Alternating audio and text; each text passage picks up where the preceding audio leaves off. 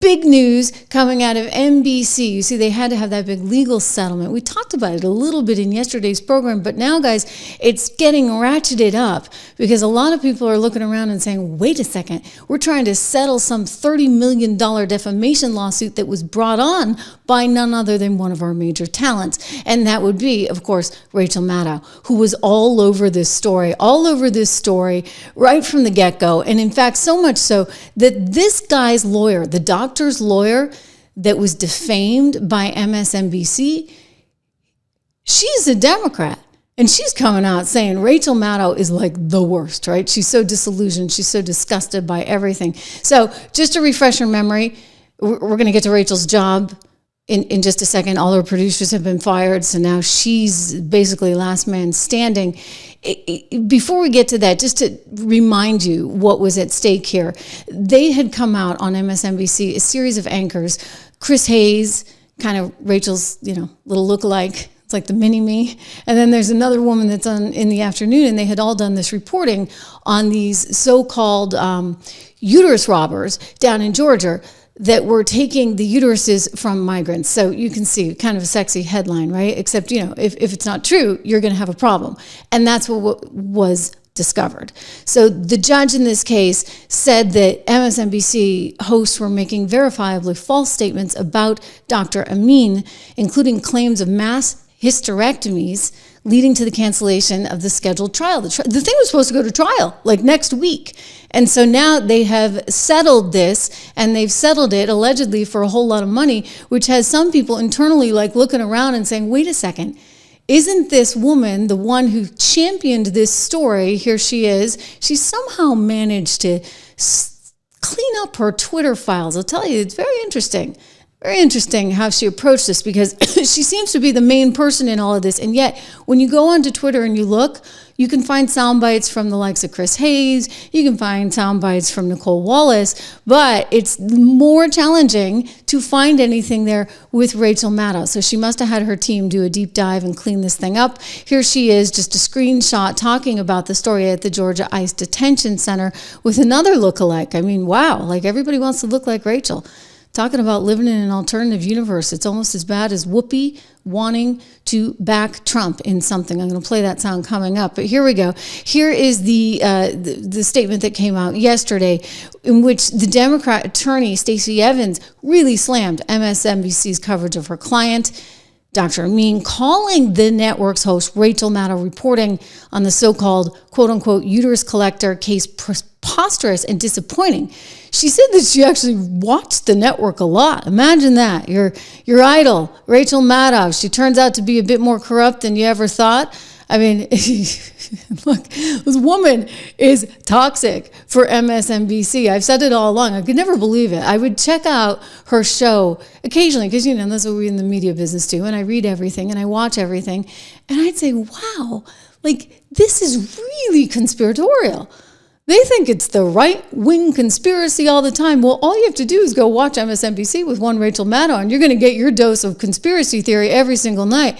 Now they had to bring her back. It's like for sweeps or something, right? They got to bring her back because first 100 days in the administration, what are we going to do if we don't have Rachel Maddow there? She has a slimmer team, shall we say, in part maybe because of this, as they were getting closer to the trial date, which didn't happen because they did settle the case. She actually lost her entire production team. Right around the same time, I should point out that Joy Reid lost her gig. Remember, and Rachel came out and she was so mad and she's telling the bosses off. She didn't say a damn thing about her own team, but she somehow was all worked up about Joy Reid. I suspect that was more about playing to the camera and playing to the audience base. Oh my gosh, this is terrible. We're losing Joy Reid, a woman of color. This is unacceptable. She didn't say squat about her own team that was getting fired and missed all of this, right? Well, this story, just to go back, it's twisted and weird, but basically MSNBC says pretty terrible things about this doctor, accusing him, He apparently performed 2 hysterectomies on people who needed these hysterectomies, accusing him of like stealing women's wombs. So it's playing into all these various stereotypes that would scare people, the fear mongering, and as I said, the conspiracy theory stuff that she loves to promote. Here's Chris Hayes talking about the story. Tonight, we can report there are 3 women who say they had procedures they either did not consent to ahead of time or felt coerced into consenting to. Tonight, we can bring you part of an exclusive interview with one of those women detained at that very facility who says she felt pressured into a full abdominal hysterectomy by this doctor.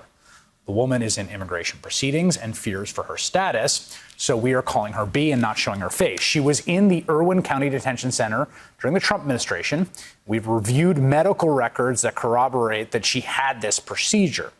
She went to this doctor, who NBC News has identified as Dr. Mahendra Amin, an OBGYN in nearby Douglas, Georgia. And we are aware of the whistleblower's allegations as they relate to Dr. Amin, and Dr. Amin has issued a statement saying we are aware of the whistleblower's statements as they relate to Dr. Amin, and he vehemently denies them. We look forward to all of the facts coming out and are confident that once they do, Dr. Amin will be cleared of any wrongdoing. Here is how B described her experience with that doctor at the facility. I felt like I had no right to say anything. Dr. Amin just told me, listen, you're going to get hysterectomy done and schedule an appointment for that. And so then, yeah, I had no say in this. And then you did go and he did perform a full hysterectomy on you. He said to remove Yes. the cancerous tissue. Yes, that's what I was told. Okay. And the doctor's like, yeah, I saved her life. But MSNBC turns this into something else entirely. They went out and they found a nurse who's the alleged whistleblower in this case, who's also talking about how extraordinary this was. I don't think this woman knew what she was talking about. And the problem for MSNBC is they definitely didn't know what they were talking about, whether it be Rachel Maddow, whether it be Chris Hayes, the little mini-me, or whether it be the 4 o'clock show with the woman with the long blonde hair. You would be reprimanded.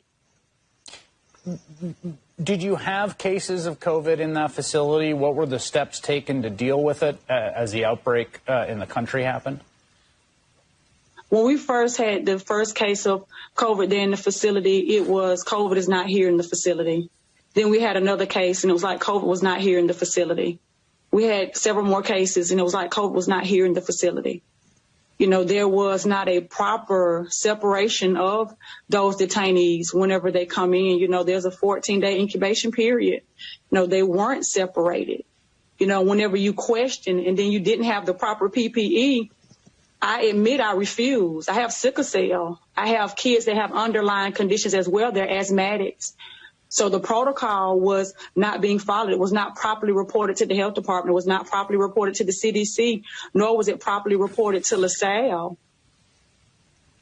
You were essentially demoted, as my understanding from the complaint, right? That from a full-time employee to sort of a more kind of at-will swing employee.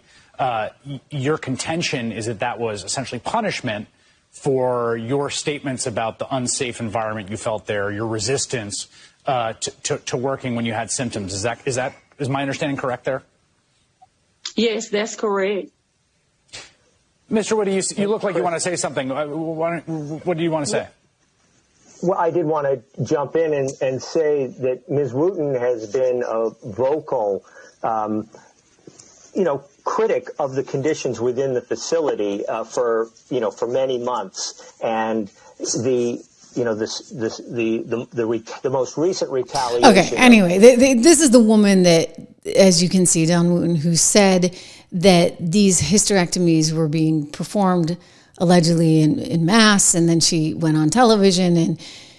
For whatever reason, MSNBC just decided to buy it, right? Like they didn't bother to do any kind of double checking. It seems, if you look at what the lawyer's saying, and she finds Rachel Maddow to be one of the worst. because I guess it was a good story. Maybe they didn't think anybody would get that upset. Well, this lawyer, rightly so, is upset. So it brings into question what exactly is going to happen to Rachel now. Again, you know that her producers are gone. She didn't say anything. David, I saw you. Yeah, she didn't offer any pay for the producers, any kind of settlement there. I just think that they're going to have challenges, if you would, with this entire operation moving forward, the entire operation, because they have lost, they're at MSNBC, the trust of the people. They have. They've lost it at CNN. They've lost it at ABC. They've lost it at CBS. They've lost it in a lot of places. And this Democrat lawyer who was representing the doctor that Rachel Maddow went over, she's the one who's saying, for goodness sakes, this is sensationalism over facts. Imagine that, the media choosing sensationalism over facts. She said, and I quote, that it was disappointing that any media outlet would be so reckless in its reporting, describing the coverage as, quote, a classic example of chasing sensationalism over facts. So the question then becomes, what does it mean for Rachel Maddow, for Comcast, for NBC, for MSNBC, and for Spinco? I think the handwriting's on the wall, frankly, guys. NBC, Comcast doesn't want anything to do with this. They don't want anything to do with Rachel Maddow. They don't want anything to do with MSNBC. They don't want anything to do with the headaches that it all causes, which is why you've got Comcast spinning off these cable networks in this so-called Spinco.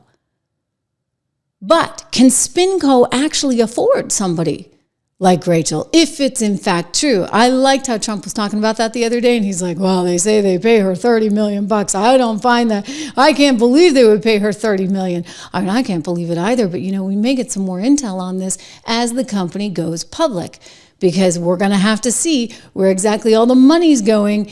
And are they really spending $30 million on somebody who was just doing a show once a week? What is that about? I will say this, I don't think they're going to be spending it much longer. I think investors are going to demand some accountability. Investors are not going to like that they're out there willy-nilly reporting on things that aren't totally buttoned up.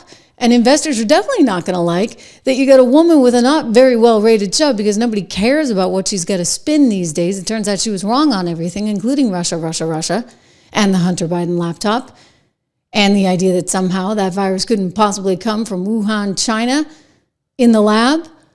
Everybody realizes she was wrong on everything. So what kind of audience is she left with? Not a very big one. And so how do you justify $30 million a year when you're settling cases because you're defaming someone and you're settling them for some $30 million a year? The reality is they can't afford her. They won't be able to afford her in this new, brave new world. Now, there are some people that are excited about this. I mean, I saw the CNBC reporter when it came out. And I guess, what is he going to say, right? He's not Rachel taking aim at the bosses as she did when Joy Reid was let go. But Andrew Ross Sorkin was trying to spin it like, oh, this is going to be great. We're going to have all this capital coming in to invest in us, and we're going to become something new and great and wonderful. You're cable. Okay, buddy? You're cable. And that's all you need to know. Cable's kind of done. Cable's kind of over. You think about what we're doing right here, right now, right? On this little show where we're just growing and growing and growing, and it's just you and me and, a few little graphics here and there.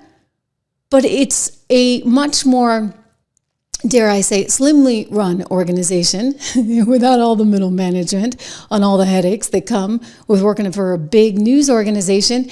And I think that investors are going to get a little frustrated when they realize how much is going to salaries and production costs in an industry that is dying.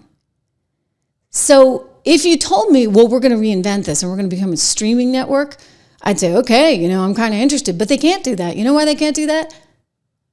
Because of all the cable agreements that pay them. It's like this catch-22, right? They get all this money coming in the door from the cable agreements, but the cable agreements specifically say, guess what? You can't stream live. So how can you be a news organization these days and not be streaming live? You don't have much of a future, not a future where you can spend $30 million on somebody's salary. We haven't even talked about what they're probably spending on Morning Joe. But I can tell you this. CNBC, where I used to work, that place prints money. Still. They make a lot of money at CNBC. They may not have a very big audience, but you know what? They're charging a lot for those ads, and they make a lot of money on those ads. They don't make as much, and they cannot make as much in this environment over at MSNBC, which means, yes, the Morning Joes of the world, yes, the Rachel Maddows of the world, anybody who's commanding a big salary there at NBC is now suddenly in jeopardy. In this new SpinCo world where suddenly investors are going to be a whole lot more demanding, and you don't have just a big piggy bank of mom and dad over at Comcast to be able to go to. Yeah. Unbelievable.